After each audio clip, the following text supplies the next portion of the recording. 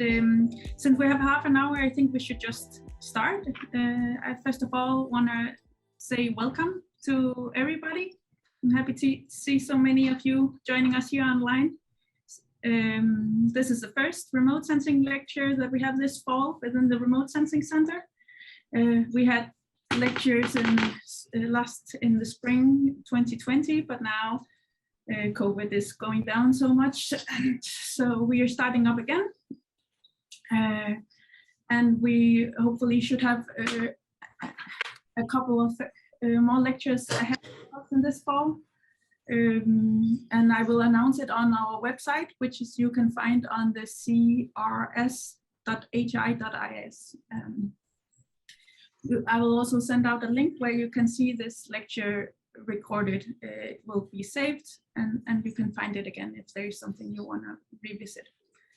And everybody is welcome to contact me on grow@hi.is if you have suggestions for future lectures.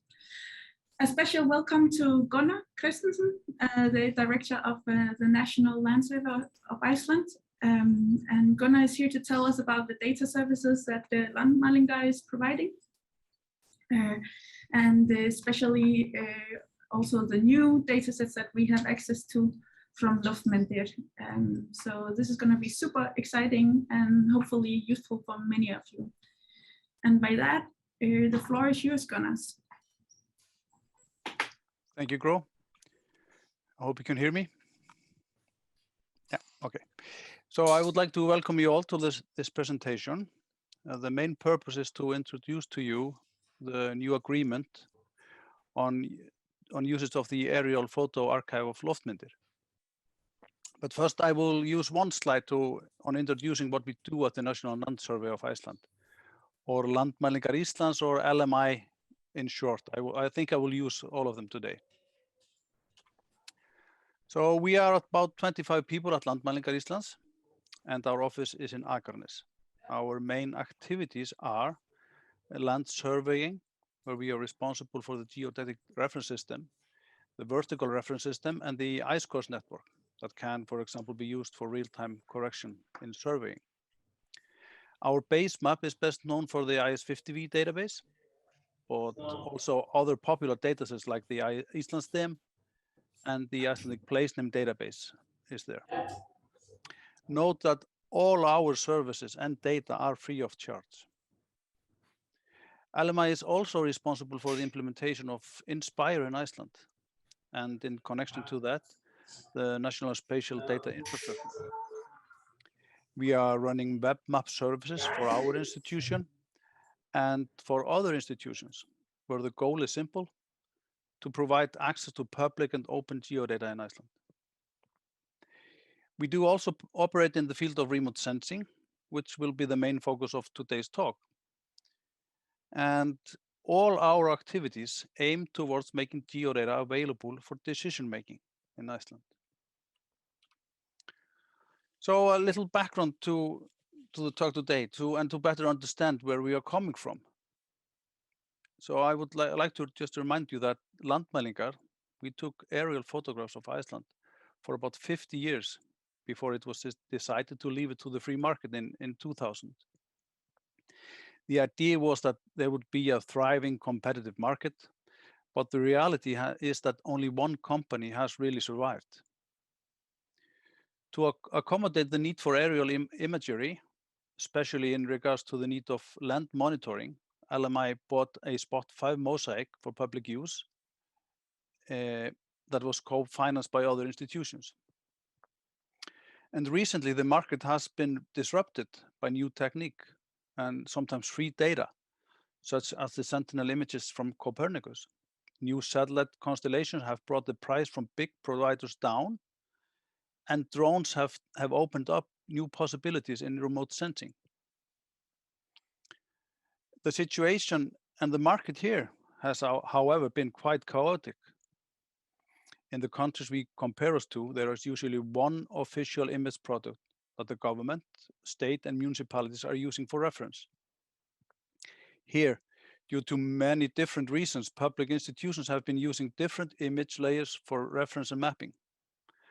On top of that, both pricing and licensing has been fuzzy, and in many cases, the government and its institutions have bought image data of the same area multiple times and even from different providers.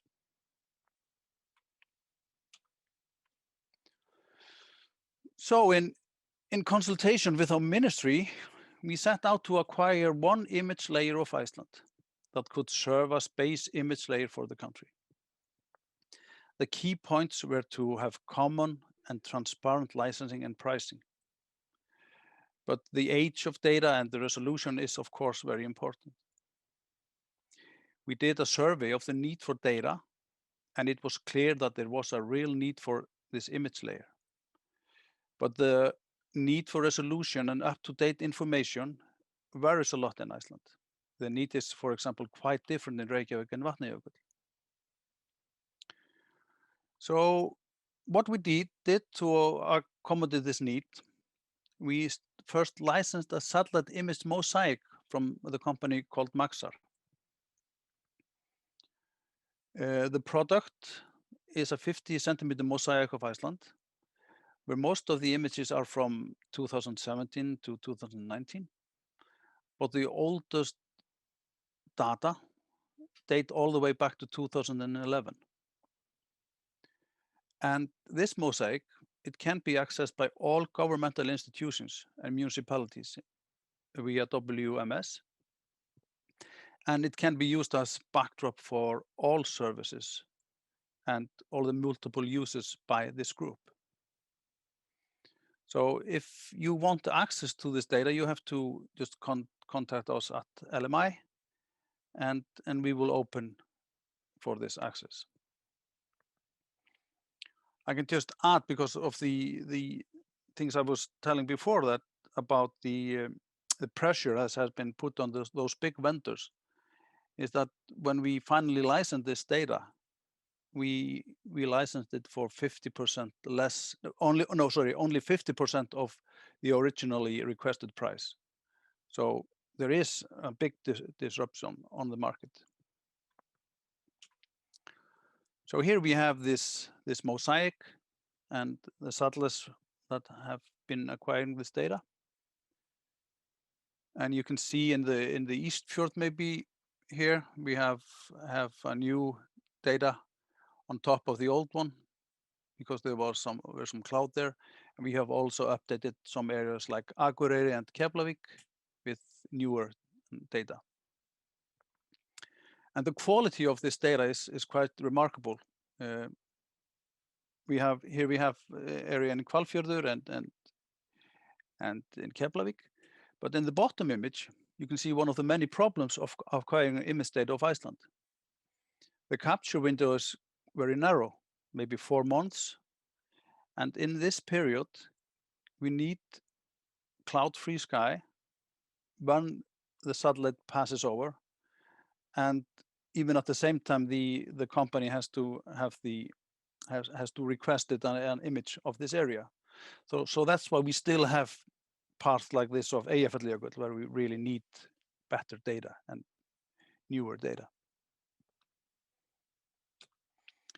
And here we can see another problem when we are stitching new data to the mosaic. The mosaic is made in sort of a black box somewhere in Colorado.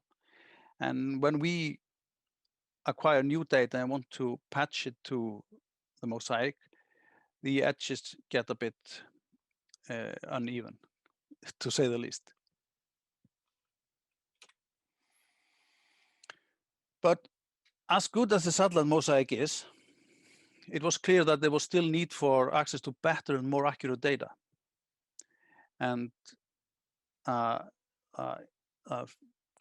quite few institutions in Iceland have been licensing data from loftmyndir. So in the late 2020, the Ministry for the Environment and Natural Resources, they initiated a dialogue with loftmyndir about the possibility to license the orthophoto service for all public institutions in Iceland. And after some negotiation, the result was that Landmælinga Íslands signed a 1-year agreement with loftmyndir.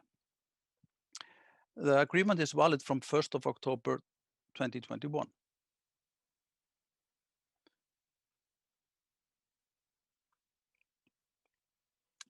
And the agreement, it covers access to the orthophoto layer from loftmyndir. But as I will show you later, there are some extra stuff also that followed. This access is via WMS services. Should you need any geoTIFF imagery or TIFF, this is covered by the agreement, but loftmyndir, they can charge you for the delivery cost. And regarding the licensing, the terms are quite open. The images, they can be published in any form, only with the right citation, be it in reports, on posters, or on web maps, for example, on web pages. It's all allowed according to this license. And you can also combine it with all sorts of other data. That was, for example, in our case at LMI, it was not possible before. It's also allowed to give third-party access to the data, but only if it falls under a project that by the governmental agency or institute. It is subject to strict conditions, though. And last but not least, all derived data is owned by the creator. This means that everything you derive from these images, like vectorized roads or rivers, it will be yours and without any copyright links to the image provider. This is really important for mapping in mapping projects. And there is actually there is a high cost connected to this. The cost is about 25% of the turnover in Landmælinga, or even more, because the total price, including VAT, is about 120 million a year, which is about double the price that the government was paying before. The only difference is now that we have all the institutions that can use the data. So unfortunately, this cost is way more than we can manage, and therefore we have been asking institutions that had an agreement with loftmyndir to continue to pay the monthly fee, but now to LMI.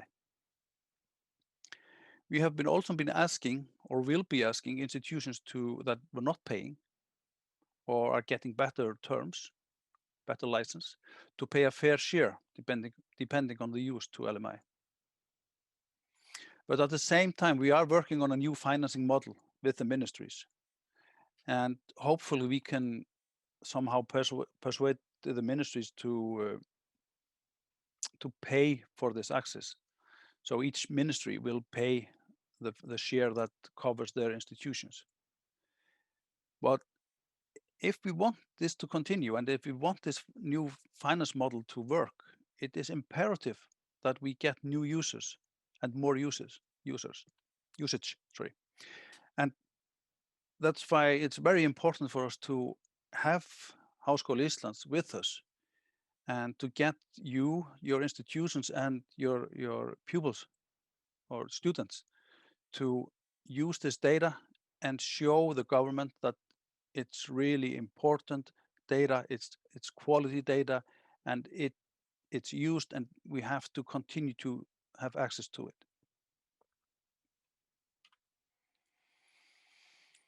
So how institutions have go about start to use the service? They have to contact loftmyndir, and they have to sign some terms. Although we have the contract, each institution has to sign terms with loftmyndir, and then they will get a link to the admin console.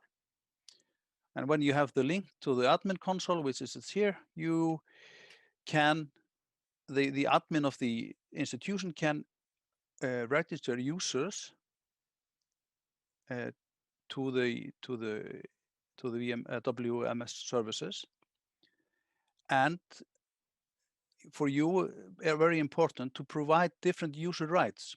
So like in Háskóli, you can have more than one admins that can provide user rights to, for example, your students.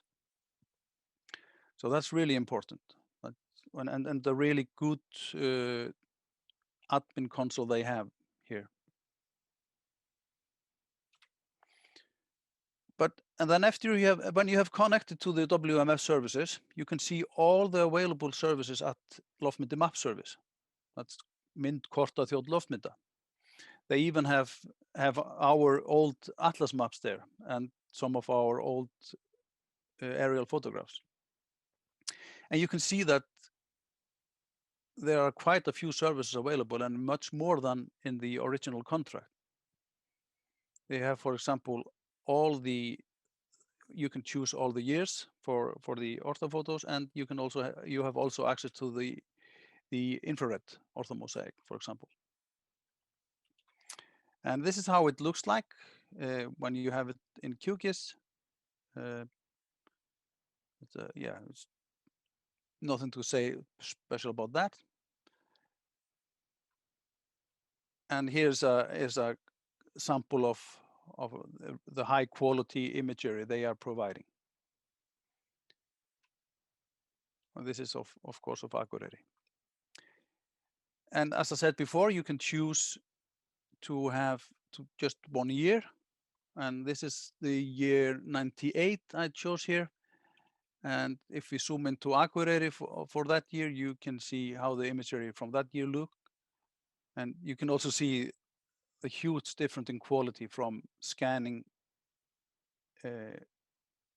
traditional films and to the recent digital version.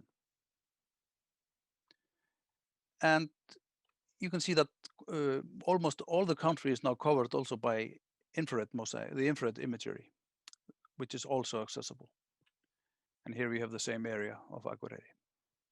You can see the quality is excellent on this imagery.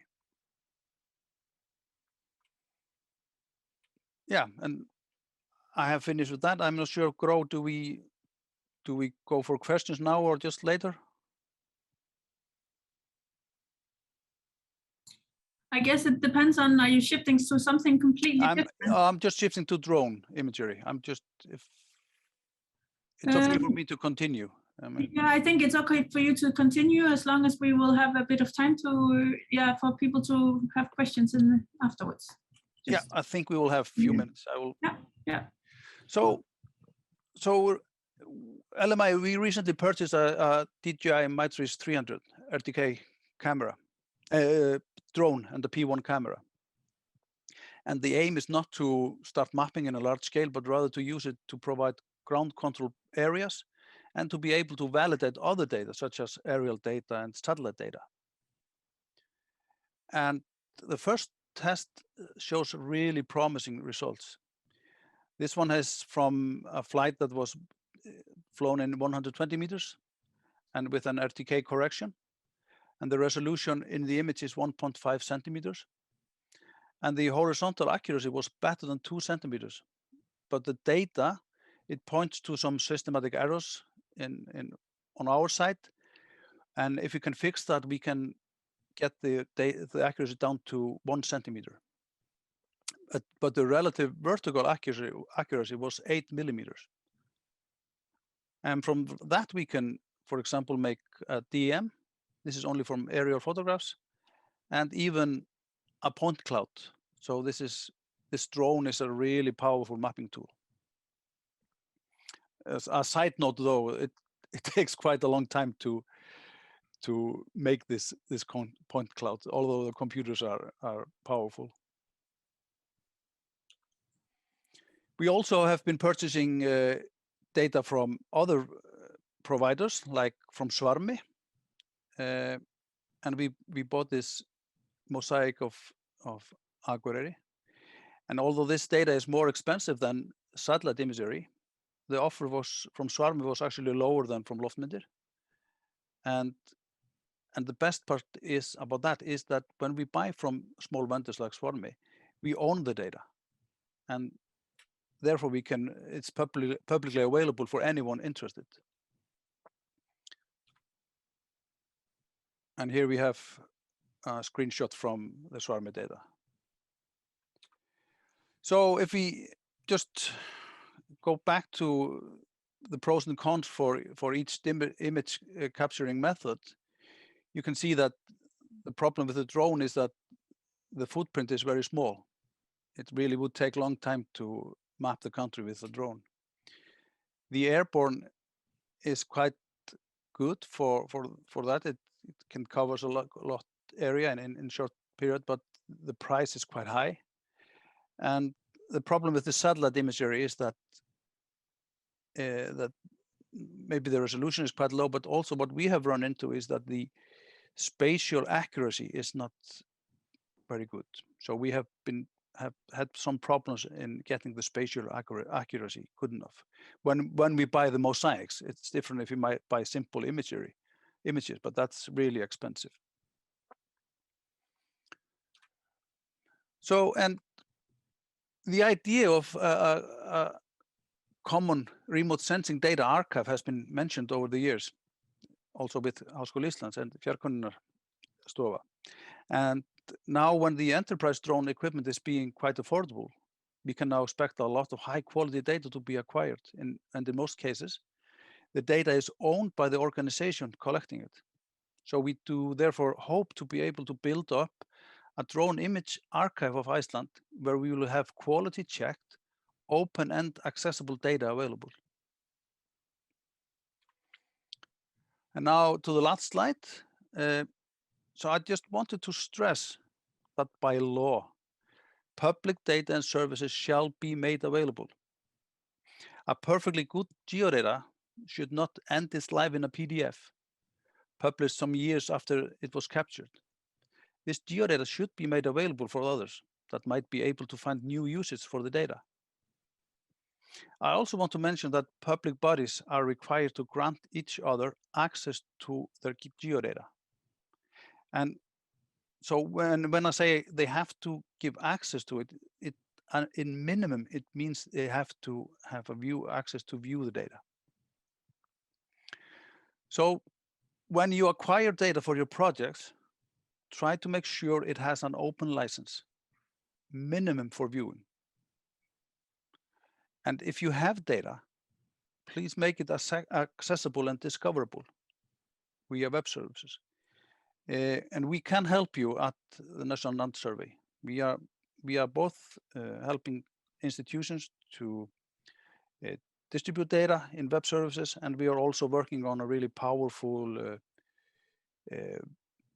web publishing tool that you will soon hear more about. And on that note, I just want you to start to use this data that we have provided to you. And by using the data, and only by using it, you increase the possibility of getting new and better data, and get the new and better data fully financed by the state. Thank you. Thank you so much, Gunnar. This is an excellent talk and super interesting, especially with the prospects of potentially continuing having this excellent data available for free. There is already one question, and I either encourage people to raise their hand so they can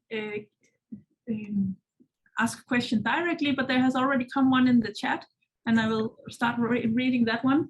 Okay. Do you have a database on Iceland's marine spaces, or do you know where to find or access that? On marine? Yeah, marine spaces. If my colleague Ásta is there, I'm sure she can answer that. Okay. So we have this. No, she's not there. Oh, so we have. I cannot see how many. There are nearly 80, so I cannot scroll through. Okay. Okay.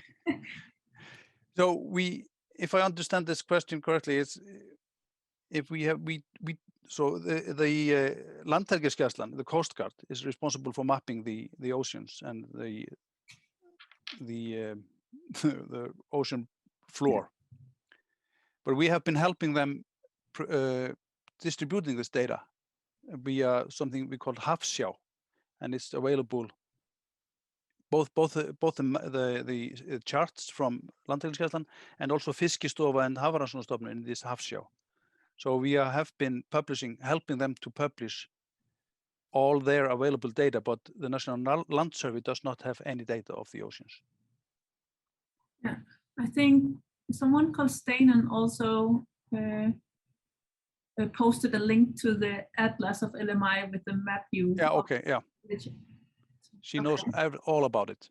Okay, it sounds like there's more. Then there is Saiva, who writes, one tip: when creating a new news user on loftmyndum EHF administrative site, use the email as a username, because the email for service the user will, because the email for the service the user will get will say that the email is the username, but it won't work if you in the admin panel will choose another username.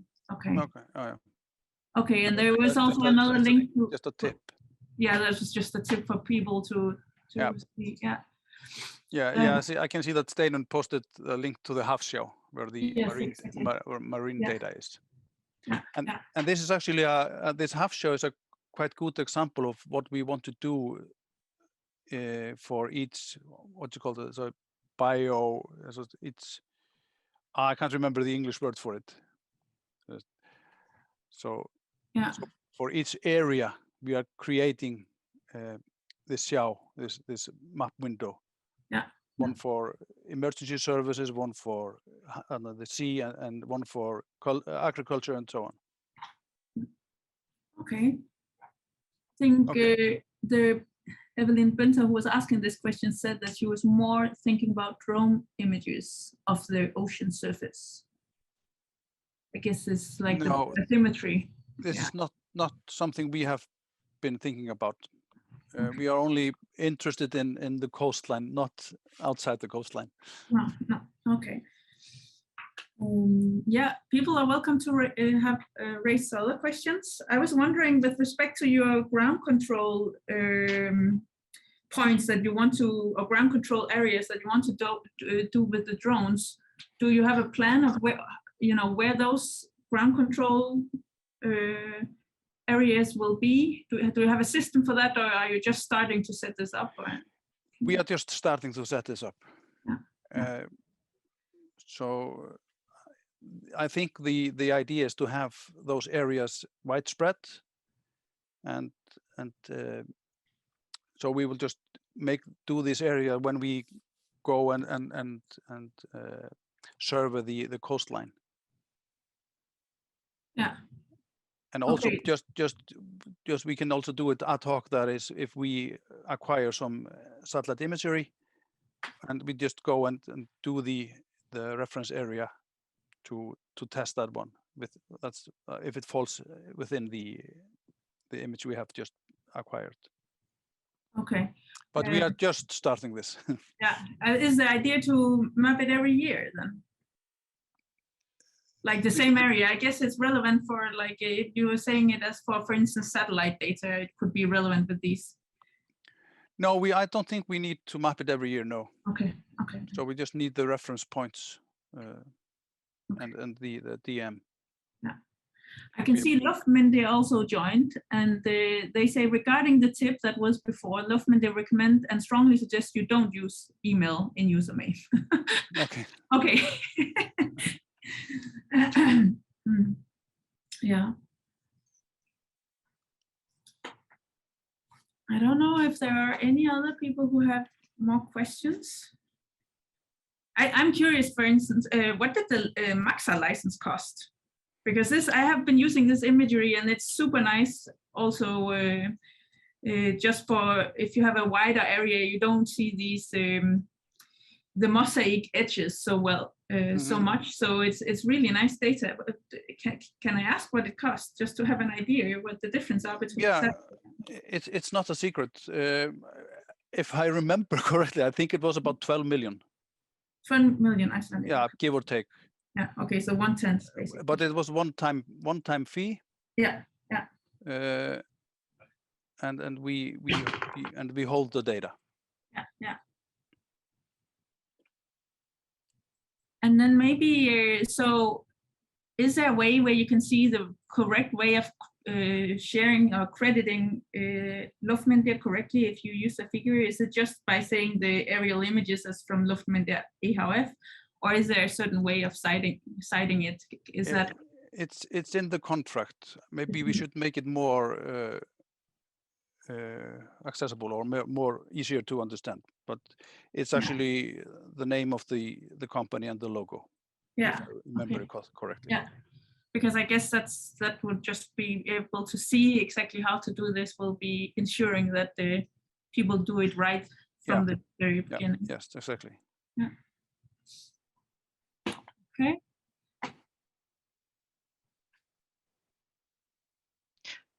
So, sorry, I had a question. Yeah, I don't see any hands actually. I don't know why that is. I'm sorry if people are having their hands up. Yeah. My name is Johannes. I'm a biologist. So I don't really know all the vocabulary. Is it okay if I ask a question in Icelandic? Sure. For me, it's okay, at least. Yeah. I can maybe try to translate it if I understand the Icelandic correctly. Á loftmyndum þá getur maður séð svona gömlu myndir, svona aftur í tímann. Já. En nú eigið þið eitthvað safn af gömlu myndum. Plönuð einhver vinna að gera þetta aðgengilegt á svipaðan hátt? Loftmyndar og safni Landmælinga og ég ger mér enga grein fyrir hvað þetta mikið vinna eða þannig hvort að þetta sé eitthvað á döfinni. So the question. Okay, you translate it. So the question was if I'm okay with the answer in English also. So the question was if we are planning to make available the archive of loftmyndir from National Land Survey of Iceland. So the answer is yes. We are scanning the old films. I think we have scanned about half of the archive, or just over half. Now we are scanning the really old. It takes more time. And we are also we are planning and have planned to make them into orthomosaics or to at least georeference the imagery so they can be used via, for example, WMS services. Maybe I can add, because I'm actually involved in a project where we are working on exactly this together with so it's the university, Landmælinga, and Veðurstofan. And this project is to put up a geoportal at Landmælinga where we are the data that is already processed can be available. And then of course it's a very big job to process all, scan all the images and process it all. So not all data will be available from the beginning of this portal, but we are basically these months working on a geoportal that will provide you access back to the 40s of these images. So hopefully within a year there should be at least a platform where this starts to be populated. Let's say it like this. Haukur, you can also add in if you have a further additions to this. Hi. No, I think this summarized quite well. Mainly, we are thinking specifically on glaciers, where we have done most of the work. So we have a lot of orthomosaics of glaciers that it's fairly straightforward to start uploading. But of course, eventually we would like to expand into the whole archive if possible, but this takes a lot of time. I could just maybe add that, of course, all the images we have scanned are available on our webpage, but they are not rectified. Mm-hmm. I don't know. I don't see any other questions or hands. So if someone have a hand up and I don't see it, just unmute yourself and ask the question. Okay, that sounds like nobody else have a question. Then I just want to say thank you to you, Gunnar, that was an excellent talk, super interesting, and thank you for everybody to join and listen. I'm very pleased to see so many, and hopefully you will be interested in joining further talks in the fall. So, yeah. Okay, Thank you, and hope to see you next time. Bye. Bye.